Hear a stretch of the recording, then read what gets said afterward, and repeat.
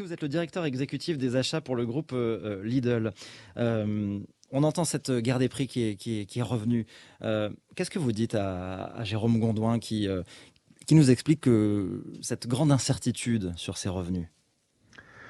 Il a tout à fait raison. C'est vrai qu'on vit des périodes très compliquées au niveau de l'agriculture. Ils vivent des moments compliqués, mais le problème, c'est que ça fait des années et des décennies que ça dure. Donc tout le monde a eu beaucoup d'espoir quand la loi alimentation issue des États généraux de l'alimentation a vu le jour début janvier 2019. Et La loi pendant deux Egalim. ans, Egalim, exactement. Et pendant 2 ans, ils attendaient. Et force est de constater que, il vient de le dire, l'éleveur, que 2020, finalement, il a touché moins que 2019. Ce qui est quand même dramatique, alors que chez nous, par exemple, ça fait quand même 3 ans consécutifs qu'on met de l'argent sur la table, notamment pour le lait. Cette année, pour le collecteur qui collecte monsieur, on est passé à 370 euros du 1000 litres, prix de base 38,32. Donc, c'est pas le prix toute prime, c'est très important de le préciser. L'année dernière, on était à 365. On augmente chaque année et pourtant, le prix baisse. Donc, bien évidemment, on va Ça veut nous dire quoi? Que vous argumenter. mettez en cause les intermédiaires? On citait les géants comme Lactalis qui sont les intermédiaires. C'est Alors, eux il y qui a font le plusieurs plus de choses. marge dans l'histoire? Il y a plusieurs choses. Alors, bien évidemment, les industriels ne jouent pas forcément la totale transparence, qui est vraiment problématique. Et la loi Egalim, sans transparence, ne servira pas à grand-chose. Je l'ai dit il y a 2 ans, j'ai pas eu tort, et je le redis aujourd'hui. Donc, le problème, c'est qu'on va vous argumenter qu'il y a le mix produit, qu'il y a l'export. Et malgré que nous, on paye sur 225 millions de litres, c'est notre exemple chez Lidl, pour cet industriel, à hauteur de 370, ils vont expliquer que oui, mais c'est noyé dans le mix produit et avec les 40 ou 50% à l'export. Donc c'est très très complexe et au final, vous avez raison, la variable d'ajustement reste l'éleveur.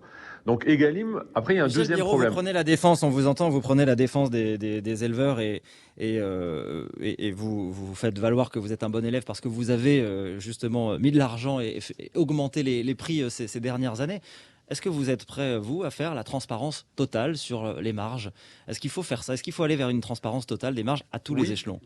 Oui, il faut une transparence totale. Je vous le répète, la loi Egalim, sans transparence, ne servira à rien parce qu'elle est basée sur la bonne volonté. Il y a une chose qu'il faudrait inscrire à la loi. Moi, je pense de toute façon qu'il faut légiférer. Parce que sans loi et sans contrainte et sans sanction, ça ne fonctionnera pas. Déjà, il y a un problème. Il faut savoir que 80% de l'alimentaire vendu chez les distributeurs, ce sont des marques nationales. Nous, par exemple, je ne fais pas de lait Candia, je ne fais pas de lait Lactel. Je ne fais que de la marque de distributeur.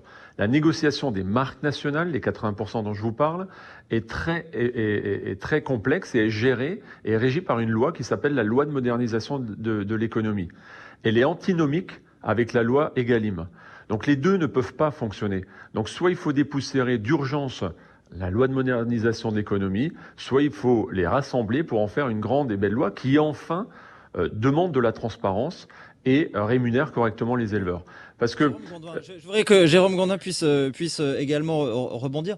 On a quand même le sentiment que tout le monde se renvoie la balle.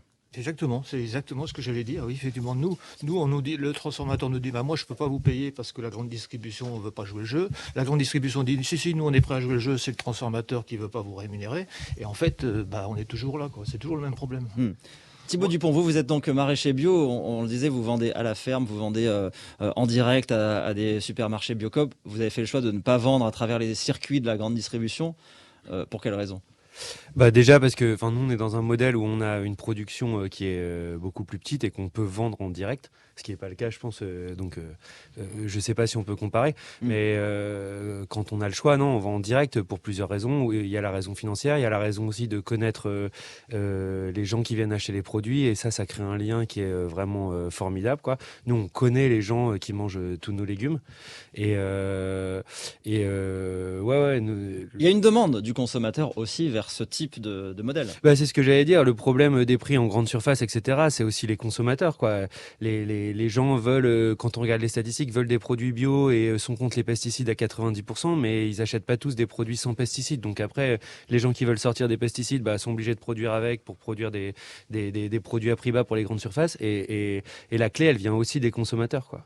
C'est à nous, peut-être Isabelle de Radigues peut rajouter un mot. Qu'est-ce que vous en pensez, Isabelle? Il y a cette responsabilité aussi du consommateur. on n'est pas assez éduqué, on veut tout et son contraire?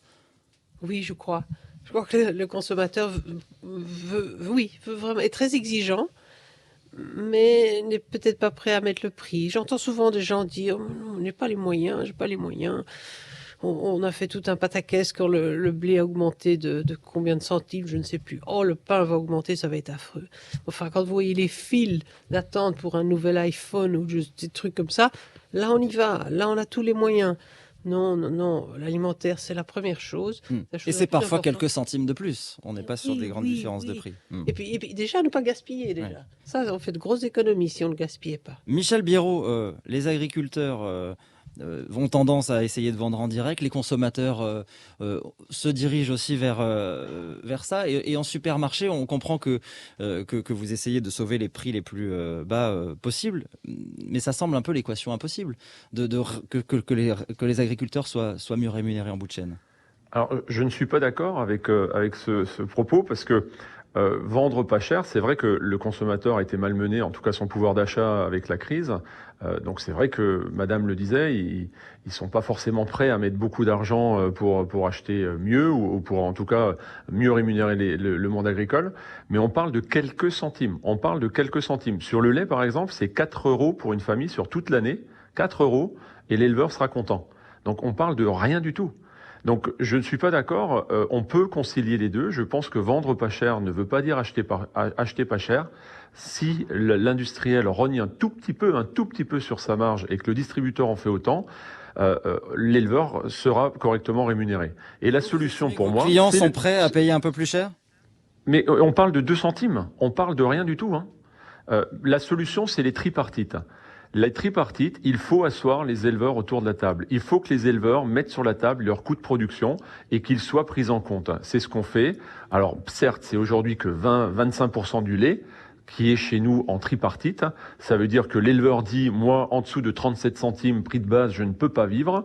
Eh ben, on s'engage à lui payer 37 centimes. Faut-il encore que les industriels en France s'engagent dans cette démarche de tripartite.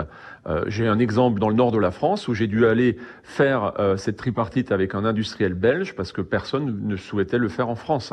Donc il y a aussi une réalité, et c'est pour ça que je pense qu'il faut légiférer et qu'il faut inscrire certaines choses à la loi.